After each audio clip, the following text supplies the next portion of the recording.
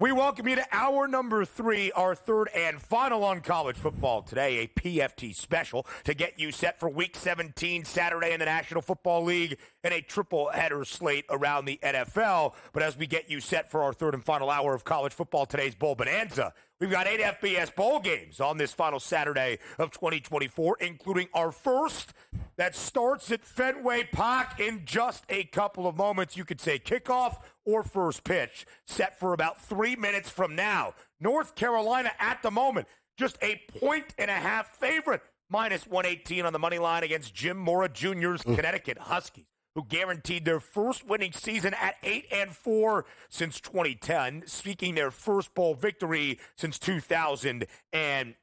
A lot to do here on the Bowl Bonanza. He's the mastermind of the CFB Big Skin. That is Joe Lisi. He is OK Dubs. That is Kevin Walsh. I am Ben Stevens. We've got 8 bowl games today. We've got the Music City Bowl on Monday between Iowa and Missouri. We've got 4 games on New Year's Eve that serve as an appetizer, if you will, for our first of the quarterfinal round in the college football playoff, the Fiesta Bowl between Boise State and Penn State. We've talked South Carolina and Illinois. We did that before we got to the break and this third hour. Let's talk Texas Bowl now.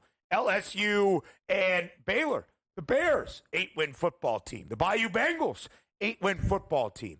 Baylor, a 3.5-point favorite in the Texas Bowl. Seems a little bit compelling for an LSU team that is returning a couple of key contributors on both sides of the football. Yeah, it does. That line is very intriguing. Now, Sawyer Robertson and Baylor were one of the hottest teams in terms of the Big 12 at the end of the regular season.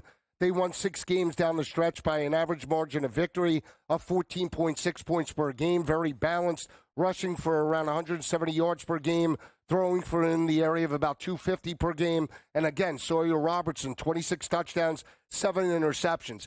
I had a look just to make sure about the opt-outs. Mason Taylor opted out. He's in the NFL draft. But you have Aaron Anderson there. Kyron Lacey is there. Chris Hilton is there. And Nussmeier is there. That's enough for me. Look, Dave Aranda did a fantastic job, saved his job. He was on the hot seat potentially after leading this team to a Big 12 championship and a win over Ole Miss in the early part of his tenure there. Regressed a little bit, got back on track this year. I just don't think they have the athletes to contain LSU from a defensive perspective. I know potentially LSU's defense is leaky. But again, you want to give Brian Kelly 3.5 points in an underdog situation. This isn't Alabama. This isn't, Georgia.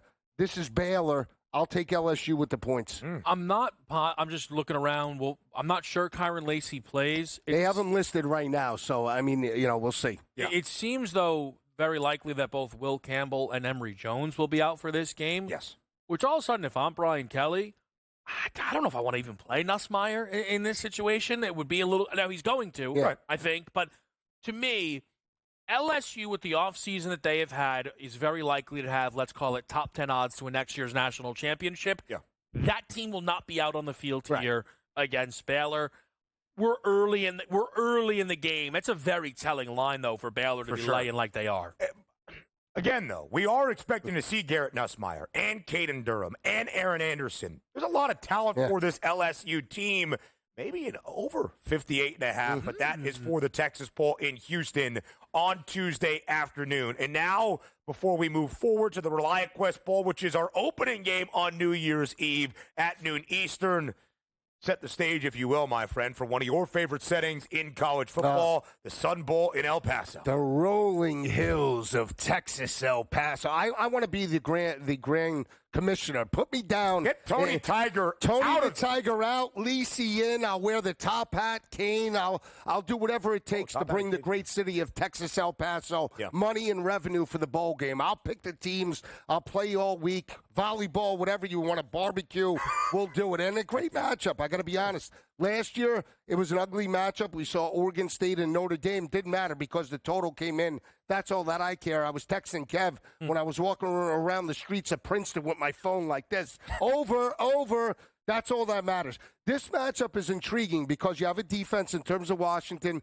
Whether Belichick is there or not, it doesn't matter statistically. Giving up only 21 points per game. We've seen Louisville at times step up to the likes of Clemson where they average 7.1 yards per carry. We have an offensive-minded coach in Brom going up against Jed Fitch, more of a methodical, defensive-minded team. I love the over here, 49.5. I think it's light. I think Louisville is potentially the right side. Don't love it, but give me points aplenty. I think we blow through this total. I think we're into the high 50s in this matchup. Waiting to see who Washington goes with the quarterback. Yeah. So, I mean, Rodgers didn't play, I believe, that last game of the year. Williams got the Williams the ball. is athletic, though. They've kind of gone more to Damon Williams in the way that it's worked, and he operates Jed Fish's system. He's a young kid. I believe only a freshman, should, of course, be back for 2025. No Tyler Shuck for the Cards as he prepares for the 2025 NFL Draft. A very compelling game that starts things off for us on New Year's Day. Again, a quadruple header that leads into the nightcap. That is the Fiesta Bowl, our first of 4 in the quarterfinal round of the college football playoff. On New Year's Day, at the beginning of 2024, it was the Rose Bowl, our first CFP semifinal. That's not even Cam Edwards. That's a little bit unfortunate for UConn. However, the Huskies off to a great start on the ground in the Fenway Bowl. First game of the CFP semis last year. An overtime thriller in a granddaddy of them all. That was the Rose Bowl. This year, those two teams face off again. Two of the biggest brands in programs in the sport of college football, but both with disappointing seasons based on relative expectation. The reigning national champs in Michigan, just a 7-5 football team, but that 7th win, the most important, the upset for a 4th consecutive season over Ohio State, and a 9-3 Alabama team, Kev, that was on the doorstep of the college football playoff. Will they use that as motivation to prove their worth here in the ReliaQuest Bowl against the Maize and Blue? Yeah, Kalen DeBoer has been untouchable when he has extra prep time during his career at both Washington and even here at Alabama. He had extra prep going into Georgia and going into LSU. Yeah. I think probably their 2 best performances of the season. And I imagine he is. It's a weird song to sing, though, of you should be playing in the playoff.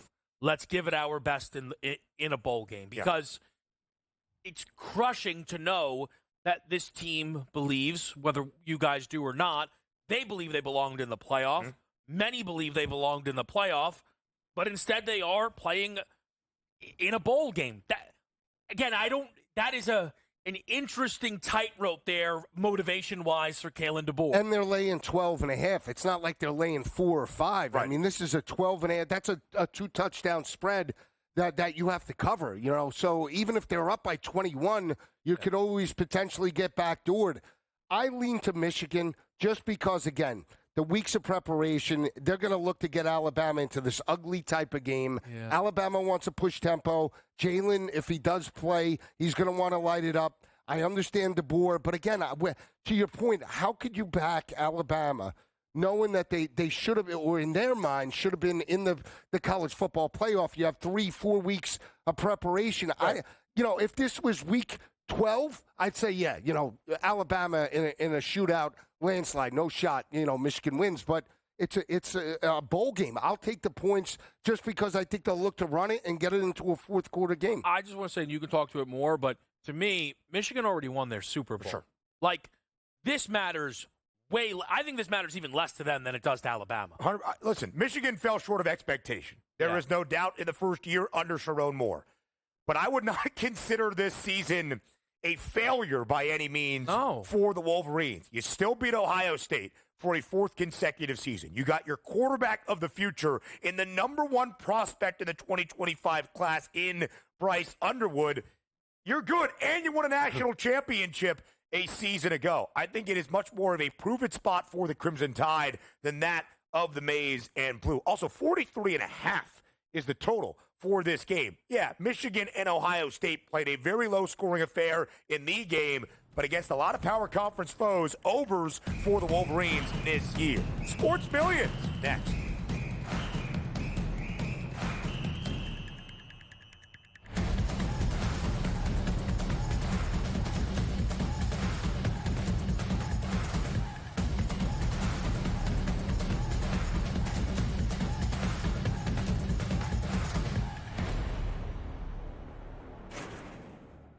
In the heart of winter, candles flicker, a new tradition shines. 8 nights of Hanukkah, 8 nights of winning insights. Like, they may come out slow, so you might be able to get a better number. Wow, they're favored. With SportsGrid, every night is another chance to win. No pick sixes today. They cover. So let's crunch it up. Let's make it happen. Let's give you our favorite props. Let your Hanukkah winnings brighten your celebrations. Happy Hanukkah from all of us at SportsGrid. How do you find some of this great talent that you've brought in, who are still early in their career, might not have a ton of tape on them yet? I've been around this business, man, for almost 20 years. So a lot of these guys will tell you that I popped into a lot of gyms, sparred, or just worked on the side, or, kind of worked out, just watching. I've always loved this sport, man. I think it's the greatest. And we want to continue to put on the next up-and-coming superstars. We know we got them. Only on SportsGrid. Anyone that's been to a sporting event, the atmosphere before a game, I think Game Time Decisions has that same exact atmosphere. This is our arena. This is what we do. There is going to be an energy to Game Time Decisions that you will feel night in and night out. The excitement you get when you lock your bets in, when you're figuring out what you want to do, we can zone in on the biggest games each night. I want this to be the place that people come to before the games start so they feel as ready as possible to lock in their cards. We are going to hit every single one of those markets that you need to know about. We're going to go through every single thing, and I've got a great team behind me that's going to help me get the job done. There is not going to be a better place, I promise you, than Game Time Decisions to get that new information, react to it, and be able to then bet accordingly. We will have everything at our disposal, and we will use that to our advantage. I'm Kevin Walsh. Tune into Game Time Decisions from 6 to 8 p.m. Eastern on Sports.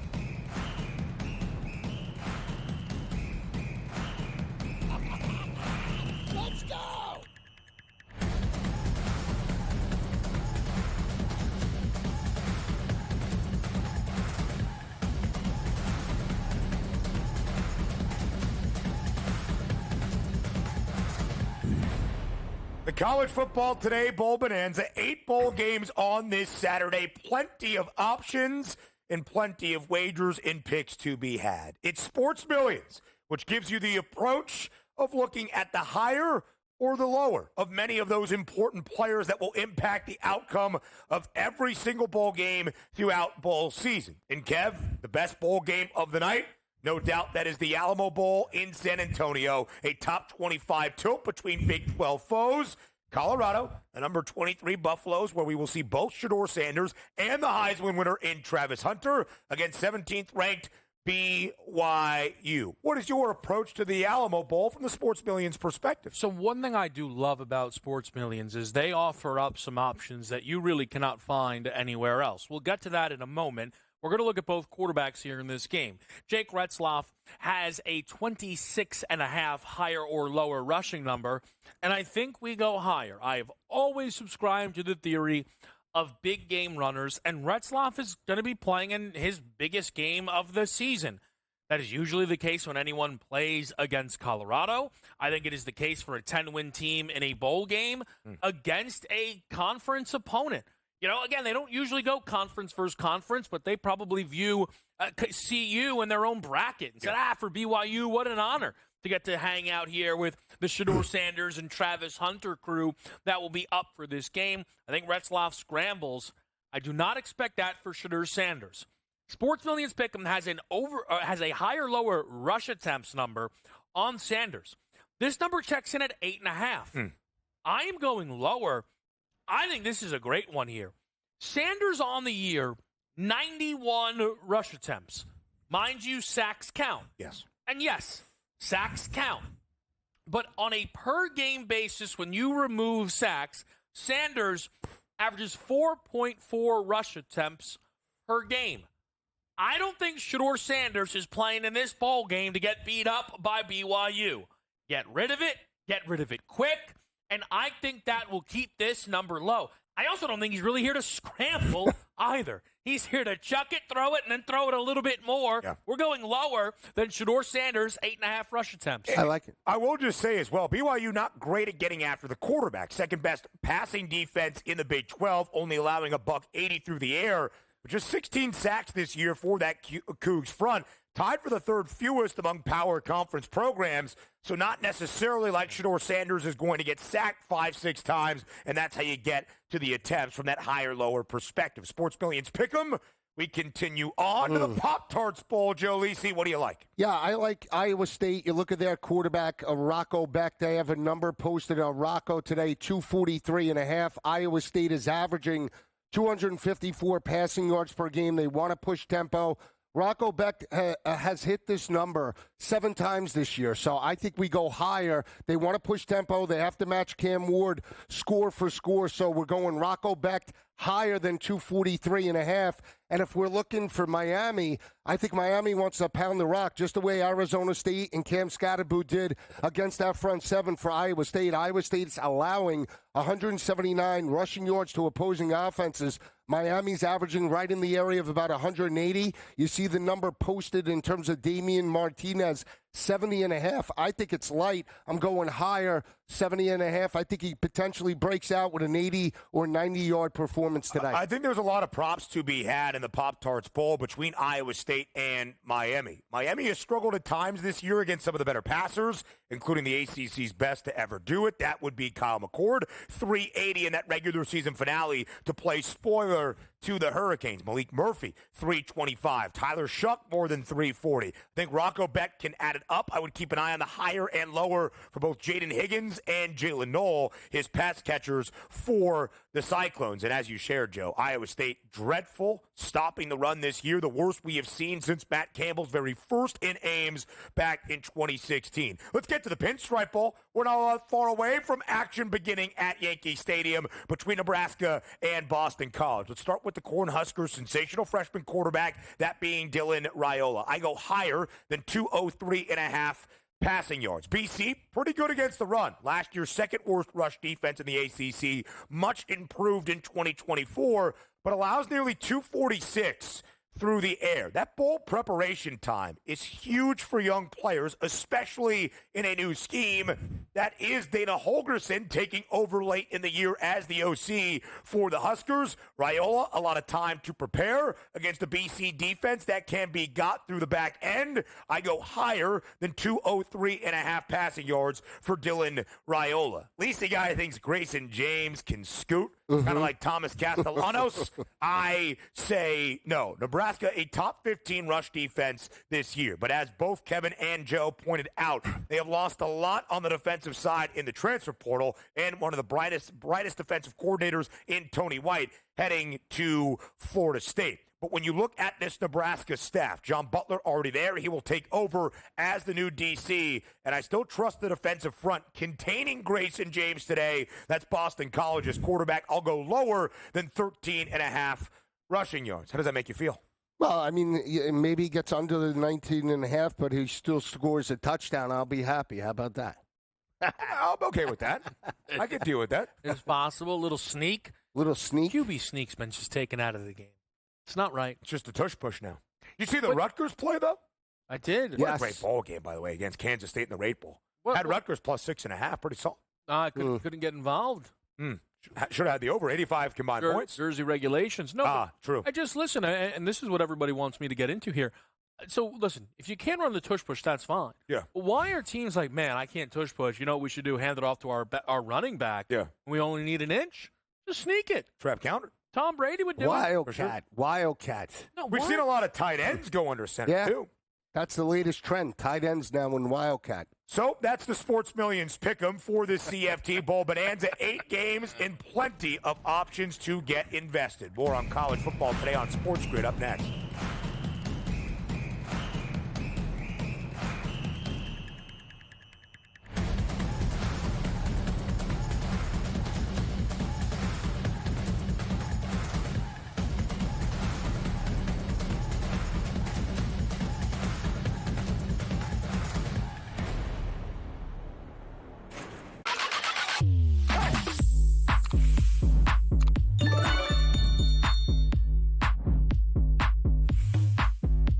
As the candles flicker, a new tradition shines. 8 nights of Hanukkah, 8 nights of winning insights.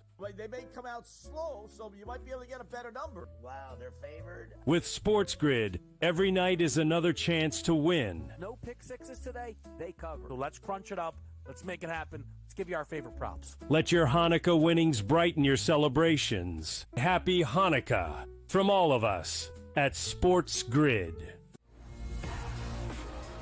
How do you find some of this great talent that you've brought in, who are still early in their career, might not have a ton of tape on them yet?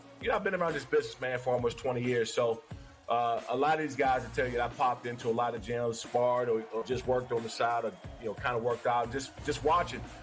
I've always loved this sport, man. I think it's the greatest. And we want to continue to put on the next up-and-coming superstars. We know we got them. Only on SportsGrid. Anyone that's been to a sporting event, the atmosphere before a game, I think Game Time Decisions has that same exact atmosphere. This is our arena.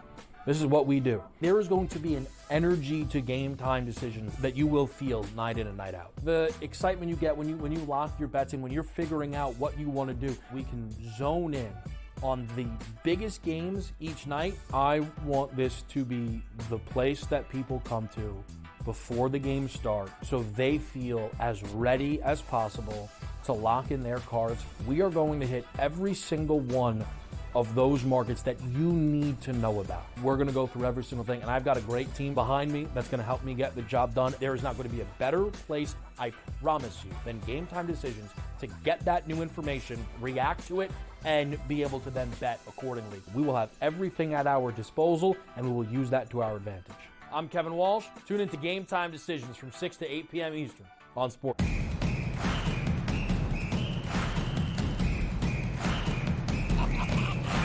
Let's go!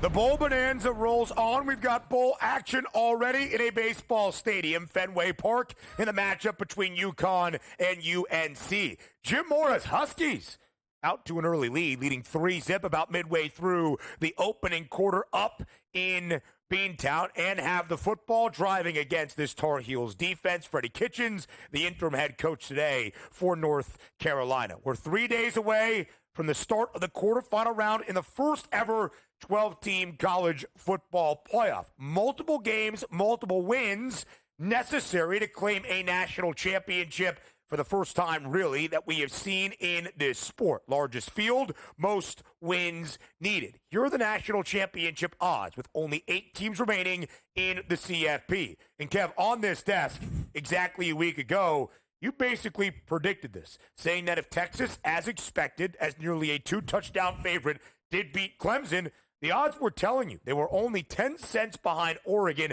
entering the opening round to win a national championship. If Texas won at home, they would be the national title favorites. And what do we see entering the quarterfinal round? Texas as the national championship favorites. Which, again, it's great to read the market. And I know I'm singing the same song, but I'm going to keep singing it. The format is abysmal. It is inarguable that Oregon would have been better off losing to Penn State than winning that game. Yep.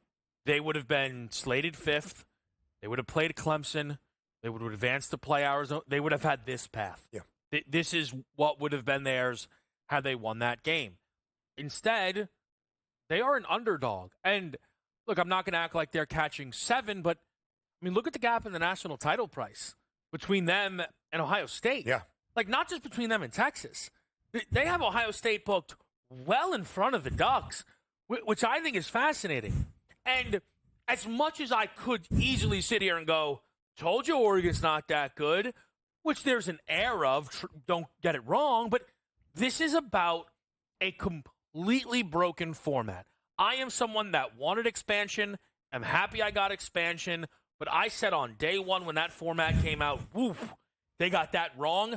I fully believe this format does not last beyond this year. Because, Lisi, you I know back the Ducks, and I know you'll say that this is disrespectful, but this also should not be the case. This is not the game Oregon should be playing here in round number 2. No, but they have to take care of business. So I understand that they're up against it, right? You never want to face a team that potentially you're equally matched with or in a revenge type of situation. But it's unfortunate. But I'll just say this.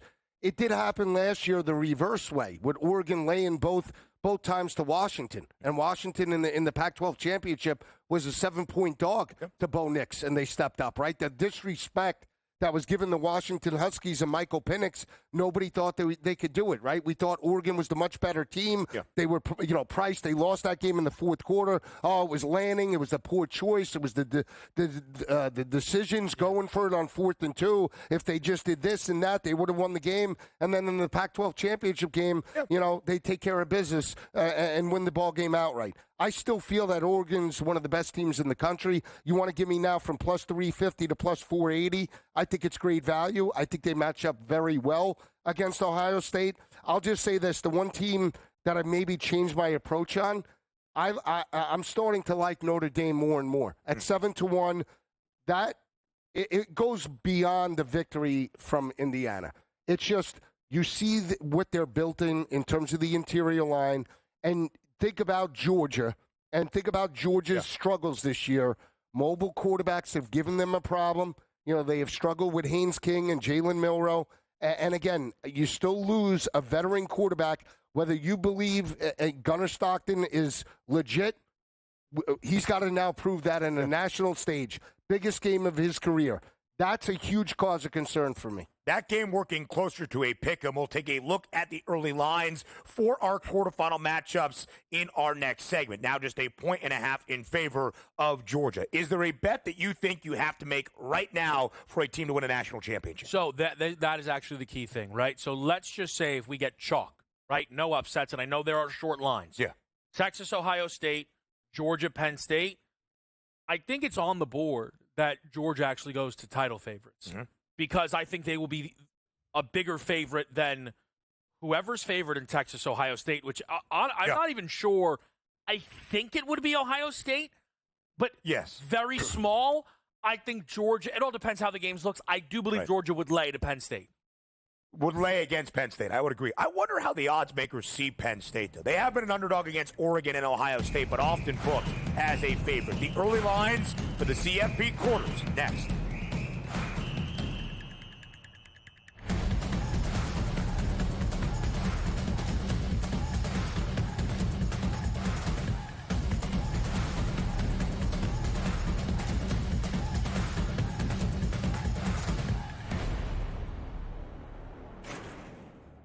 In the heart of winter, when nights grow long, we come together under these lights. A team, united by purpose. Fans bound by passion. Each holding a small flicker of hope in their hands. At SportsGrid, we believe that even the darkest nights can't dim the unity we share. One team, one stadium, one shining moment. This holiday season, we shine brighter together. Happy Hanukkah from all of us at SportsGrid. Two guys that can do it all. Too much electricity this morning. This is a good time. We're having a lot of fun. I had to do a triple take. Ka-ching! Why? Because of parity. I didn't mean to offend. Yeah, it's not going to happen. Load management is a dirty word. Let him rip. You know what? Circumstances provide the results. What? How do you do this one? Oh, Donnie, you got such a good show there. A network that is booming. The early line, only on SportsGrid. Your gut says Miami is going to win, and you should take the over. Your gut also said your NFT selfies would only go up in value. They didn't. But your head is on SportsGrid and knows the QB is in concussion protocol. The backup has a 45 QBR against the zone coverage. The New York D has the most sacks in the league. So yeah, trust your head. It's smarter to be on SportsGrid.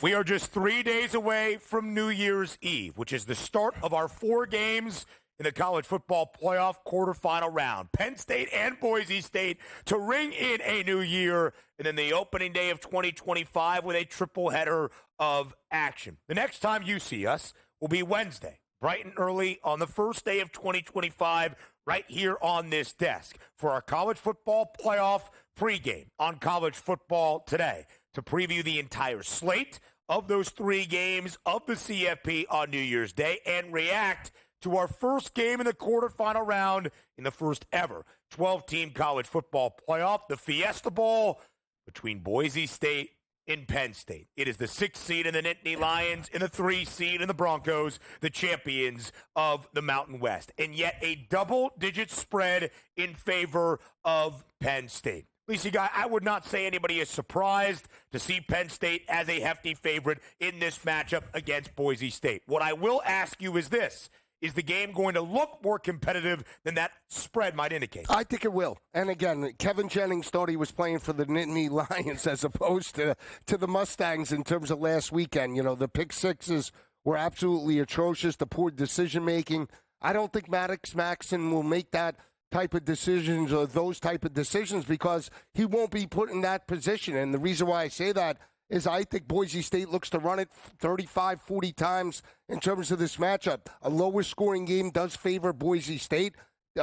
Penn State and Drew Aller might have the quarterback advantage in this matchup, but you can make the argument that Ashton Jeanty is the best player on the field. Utilize your best option. They did it against Oregon. They were able to be physical at the point of attack. If they can run the football, stay in manageable third downs, I think they're going to be within this number, and I think we trend to the under.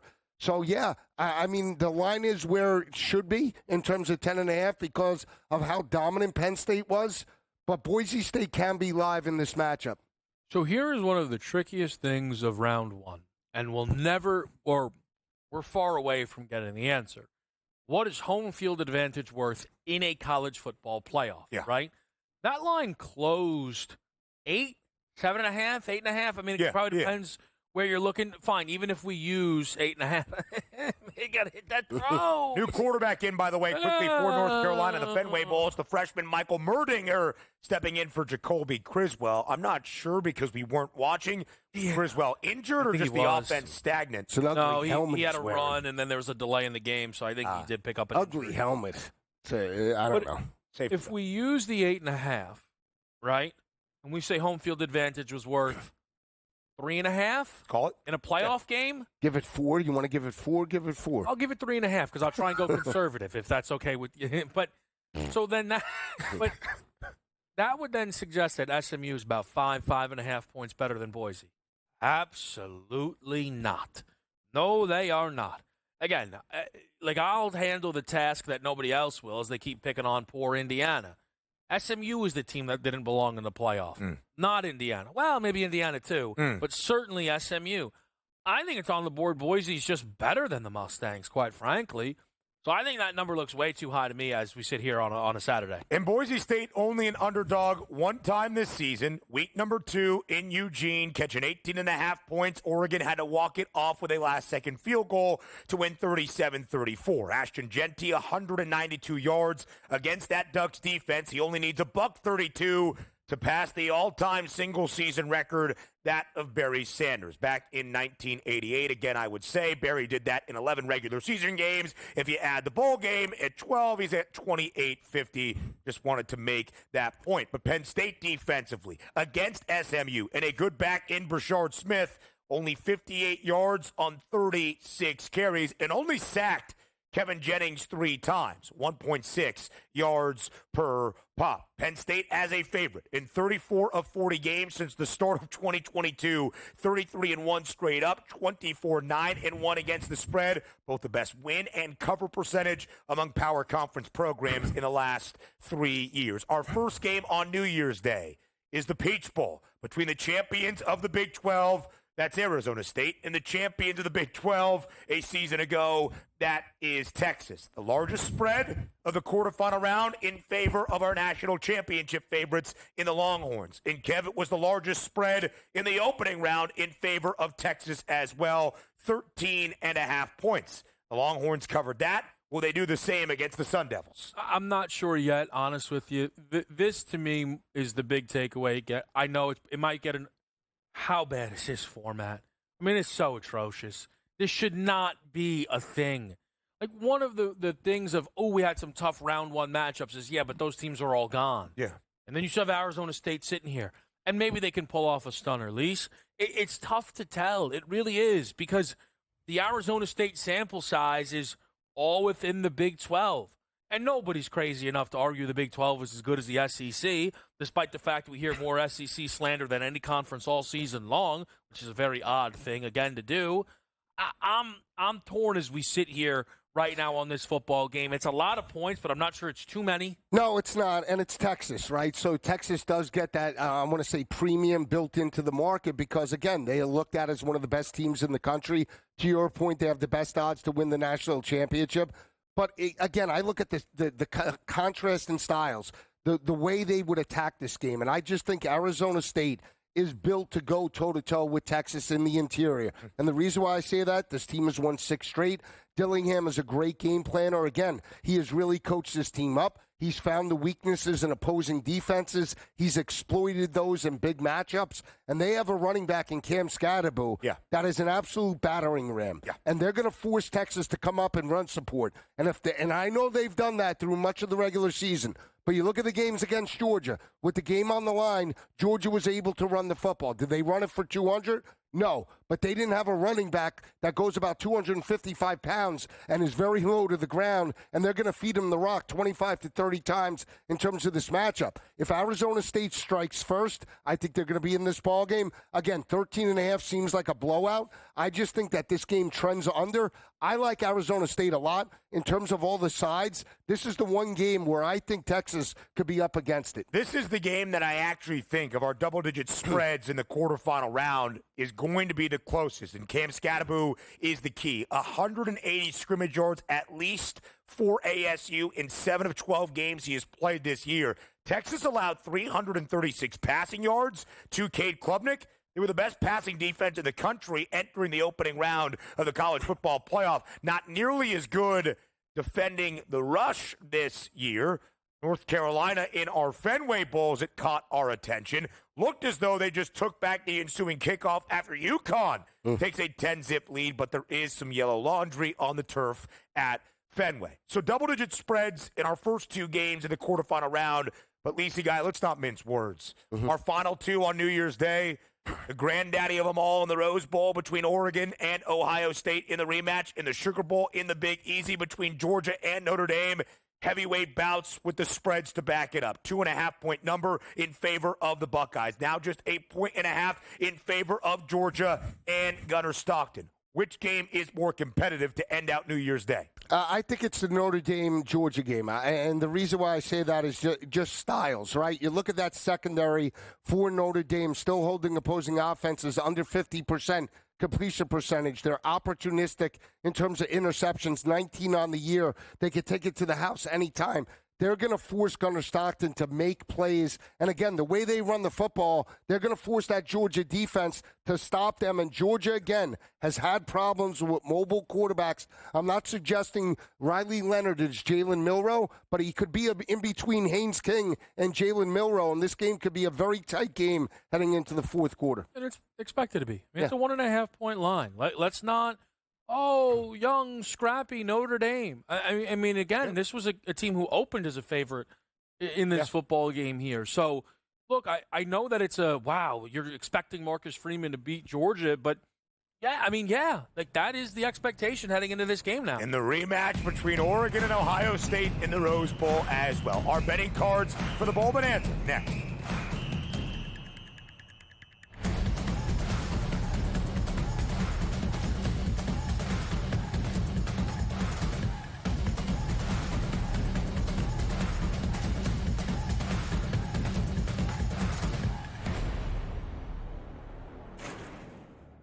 In the heart of winter, when nights grow long, we come together under these lights. A team, united by purpose. Fans bound by passion.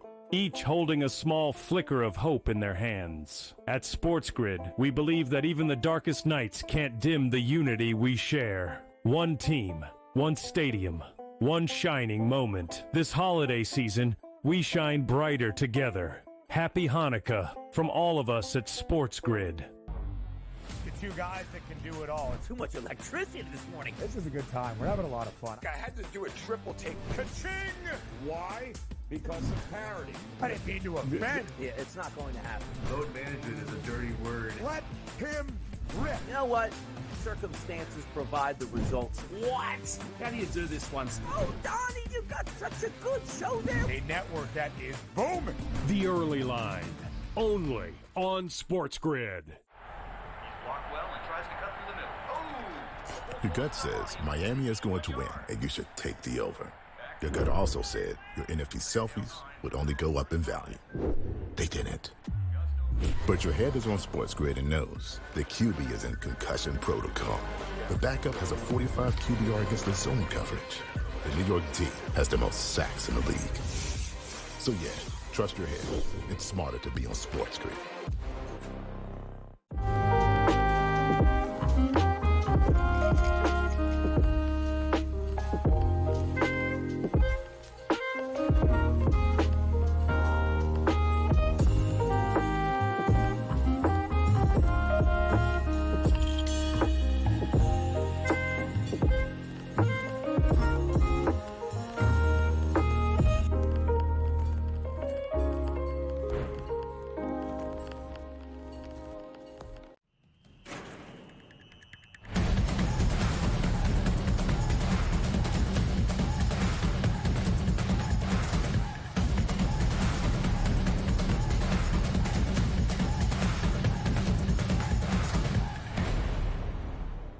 We welcome you back to college football today. It is our bowl bonanza, so now time for the betting cards. We've got 8 FBS bowl games on this Saturday, one already underway.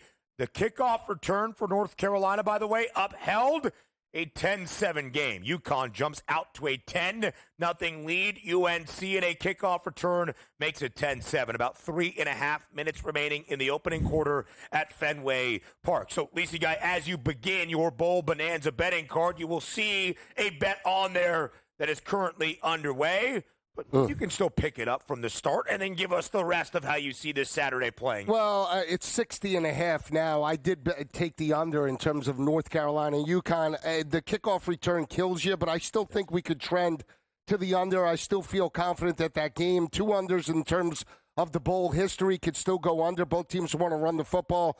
Yeah, some freshman inexperience in for North Carolina. Yeah. That could potentially play out at the quarterback position. Game coming out in terms of the Pinstripe Bowl, I'm on Boston College. I think they're more physical in terms of the rushing attack. Do like Grayson James. The fact that he played well down the stretch. He's a big body. I like Bill O'Brien in terms of the spot catching points. We talk about them against the number on the road this year, 3-2. Have some straight outright wins as well. I'll take that. Give me Boston College. Also like them on the money line. I might put that in before this game plays out, but do like Boston College with the points. I like Colorado State. The fact that Miami of Ohio got blown out by Ohio in terms of the MAC championship, again, that was a bad showing. I don't know if they're going to show in terms of this matchup. I do like the physicality in terms of the rushing attack for Colorado State, and I like the passing attack. Do like Fowler Nicolisi over Gabbert, even though I like Gabbert through his number today. So I like Colorado State with the points. I don't know if we get over the 40.5, but give me the Rams to strike the upset. Gabbert, though, I think will have success for Miami of Ohio. I think Colorado State will take away the rushing attack. That means Gabbert through his number. Miami of Ohio is averaging right in the area of about 227 per game. They tacked a 189 on him today. I think he can get to 2.25, 250 plus. Yeah, it's a really good look, Lisi Guy. Brett Gabbert and this Red Hawks team looking to bounce back from that MAC championship game. They are a slight favorite. Colorado State kind of did it a little bit differently this year than we expected. With Braden Fowler Nicolosi back, he garnered a lot of interest in the transfer portal, and Torrey Horton, who was injured early this year for CSU, a big blow. Avery Morrow has kind of been their guy on the ground. They've become a more run-heavy team and pretty solid defensively as well. Kev, your betting card for this Bowl Bonanza on this final Saturday in 2024. Yeah, we're going to be involved in the side in all but one of these games today, that being Miami and Iowa State. We'll hit that in our big game best bets, but we're going to look to attack Cam Ward. With Colorado, we are going to lay the 3. I'll be attacking some Shedeur Sanders passing props. 313.5 looks to be the number out there at the moment. I think we're seeing a number where out of sight, out of mind is playing hand here. BYU was a team falling, and I think Colorado's playing much better football. I understand both of their seasons really ended at the hands of the Kansas Jayhawks. Different scenarios. BYU was at home where Colorado was up against it on the road, playing at Arrowhead Stadium there. I think CU's pass offense will be far too much for BYU. I think La Tech hangs inside 14.5 against Army. Army, again, with their style of play, can be tough to cover a big number. Then factor in La Tech with the best rush defense on a yards per attempt basis in the Conference USA. Covered 5 straight games with some nice upsets in there as well to close out their season. I think they cover this 14.5 here against Army. I think TCU covers 9.5 against Louisiana. Best pass defense, arguably, in the Big 12, going up against a team in Louisiana who is built on throwing the football. QB1 Ben Wooldridge is back after an injury. Could be less than 100%. If at any point they have to go to Beal, he would be their third stringer, and that would really put this team up against it. I'll take 7.5 with East Carolina. 4-1 since they made a move to Blake Harrell, paired with Hauser, a Michigan State transfer at the quarterback position. Only loss came to Navy, who is way better than NC State, arguably the worst power team to make a bowl game this season. It was an awful year for the Wolfpack, and we are playing Boston College at plus 3.5. Was waiting to see if more 4s would appear. 4 went, so perhaps this game, even though it's going to kick in 10 minutes, could close closer to 3. I think Boston College is the right side. I think you could argue they could be favored. Everybody out there, all guns a-blazing, okay. Nebraska got banged up in the portal defensively. I don't think it's been factored enough in this game. And just quickly, I will be betting Miami of Ohio. Waiting on that number. It's currently under 3 everywhere. Yeah, I'm going to go with East Carolina as well, Kev. Getting 7.5 points. I gave them out and go for the loot to pull off the money line upset outright. What's really interesting is the in-state component of the Military Bowl between the Wolfpack and the Pirates. They've actually split the last 6 meetings between these two. And since Blake Harrell took over the DC for ECU, now the interim head coach removed the interim tag at the end of the regular season. They've been playing inspired football. They won 4 of their final 5, including outright in the only game booked as a dog against North Texas. Give me East Carolina getting 7.5 points. I'm going to lay the 3.5 with Nebraska. It seems to me a matter of motivation. You reach your first bowl game since 2016, you better back it up. Yes, you lost a lot of talent defensively and your wizard of a defensive coordinator in Tony White, but you've got some hallmarks of that defensive front that have been anchors of your program the last 3, 4, 5 years. Go out there and earn it, and do so offensively as well. Bowl prep is always great for younger talent. And Dylan Raiola, with all of the luster that follows his name, is still young, developing in this Dana Holgorsen system. I think it's a big day for Nebraska's offense, despite a little bit of rain in a baseball stadium, but who cares? It's not overly windy here in the tri-state. And, Kev, you talked about Louisiana and TCU. I think the Horned Frogs are the better side. They're kind of figuring things out based on the transfer portal. So a spot for a couple of running backs to make a statement entering 2025. Give me Jeremy Payne, over 43.5 rushing yards against a Raging Cajuns defense that allows nearly $190 on the ground per game this season. Josh Hoover will get his, only needs 205 passing yards to set the all-time single-season record for TCU.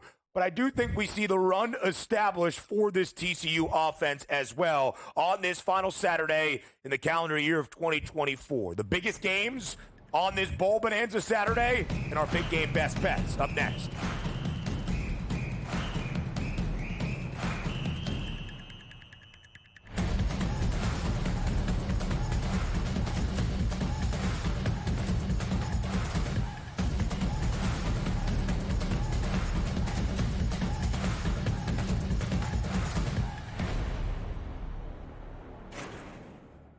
In the heart of winter, when nights grow long, we come together under these lights. A team, united by purpose. Fans bound by passion.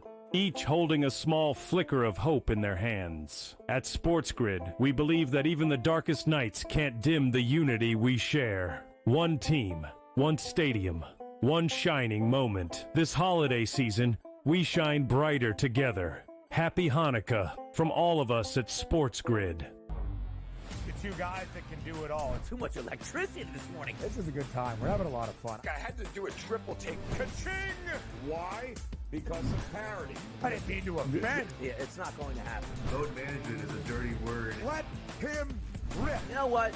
Circumstances provide the results. What? How do you do this one? Oh, Donnie, you've got such a good show there. A network that is booming. The Early Line, only on SportsGrid. He's blocked well and tries to cut through the middle. Oh! Your gut says Miami is going to win, and you should take the over. Your gut also said your NFT selfies would only go up in value. They didn't. But your head is on SportsGrid and knows the QB is in concussion protocol. The backup has a 45 QBR against the zone coverage. The New York D has the most sacks in the league. So yeah, trust your head. It's smarter to be on SportsGrid.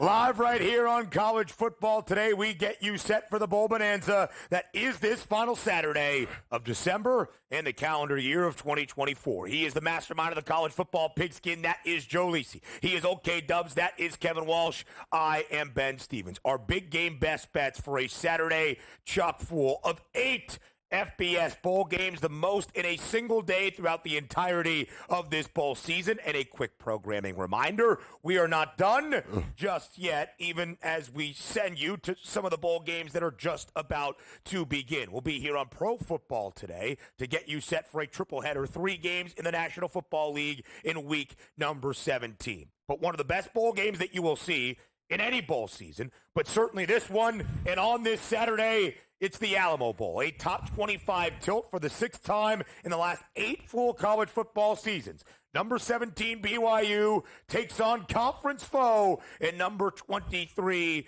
Colorado. You see the number here, flat 3 in favor of CU. Total stands at 55.5. And of course, Lisi got one of the main storylines for the Alamo Bowl in San Antonio. Both Shedeur Sanders and Travis Hunter are going to play for Colorado. How do you see the matchup tonight in the Lone Star State? Well, the fact that they're both playing could mean points over the 55.5, but I actually thought this line would be a little bit higher because of Shedeur and Travis Hunter playing. I thought it would be in the 4 or 5 area. We're seeing flat 3s. I think BYU comes to play. Again, I think they'll be in this matchup. The fact that the weeks off in terms of preparation, I'm not so sure Colorado's defense is going to be at the same level. So I buy into the rushing attack of L.J. Martin and BYU, the physicality. I think they'd win the ball game outright, guys. Ultimately, this is appropriate. It ends how it began. The both of you disrespecting Colorado and old K-Dubs coming to the rescue. They are much better than BYU. They are loaded with superstars. You can hate all you want on Deion. They don't really hate Deion, but I love Deion. I'll explain myself in a second, but go ahead. Whoa. No, listen, but it kind of it works for the story. Yeah, of course. Now, I love some Shedeur Sanders passing props, and that's why I'm on Colorado. He should absolutely light this defense on fire. Between Jalen Daniels and Sam Levitt, they gave up 9.5 yards per attempt on those 2 quarterbacks combined, and in comes the best quarterback they will have played all season long. The fact that these guys are all playing, nobody would have blamed them for opting out. Colorado wants this one bad. 318.5 is the passing yards prop for Shedeur Sanders. To Kev's point, he didn't come here to throw for 240 and head out. They are going to sling it. Colorado does sling it. They don't run the football all that effectively. Travis Hunter's receiving yards prop, 102 and a hook, a number that he has been over 7 times this year. In the 9 fully healthy games, or 9 of the 10 fully healthy games for Colorado, at least 89 receiving yards for Hunter. Here is why I'm on BYU now getting a field goal. I was not sure if both Hunter and Sanders would play in the Alamo Bowl for Colorado, both going to be top 5, if not the 1 and 2 overall picks in the 2025 NFL Draft. So when this number opened up at plus 102 money line for the Cougars, I jumped on it. Obviously has not worked in my favor. I still think BYU can keep this game close and within a field goal, 3.5 in a lot of spots. The Pop-Tarts Bowl between Iowa State and Miami. A great game where we expect to see Cam Ward and basically everybody for the Cyclones as well. 4.5-point number, Kev, in favor of the Canes. What's your approach? Listen, this is the one game I'm not going to bet the side because all that matters is Cam Ward. 275 plus is, I think, now at even money. You know how many games he missed that in? 1. This is an outrageous number that's banking on him not playing. And if that's what happens, fine. I'll bet a yes-no on whether Cam Ward plays the entirety of this game or at least 3 quarters. It is all he will need. I mentioned what BYU gave up, Daniels and Levitt. Yards per attempt. Same 2 QBs, 12 and a half. Cam Ward's already at $150. The game didn't start yet. Well, give me the points when Iowa State. I think it's a bounce-back spot from the Big 12 championship. Matt Campbell. It's a wheel play. Rocco Beck will attack that secondary in Miami, giving up 209 passing yards per game. Guess what? Rocco Beck might throw for more yards than Cam Ward. I said it, not you. Listen, if he does, Jaden Higgins will be the beneficiary. 5th most receiving yards this year in college football. Quickly, Independence Bowl, 22nd ranked Army, looking for its 12th win of the year. What's the best bet? Brothers in Arms, La Tech, 14 and a hook. Come on now.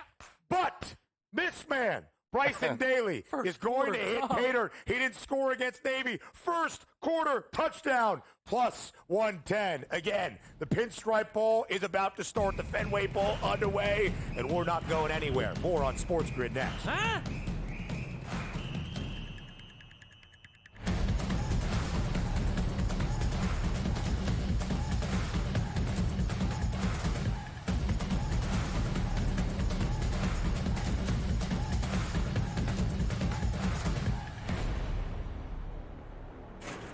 As the candles flicker, a new tradition shines. 8 nights of Hanukkah, 8 nights of winning insights. Like, they may come out slow, so you might be able to get a better number. Wow, they're favored. With SportsGrid, every night is another chance to win. No pick sixes today, they cover. So let's crunch it up.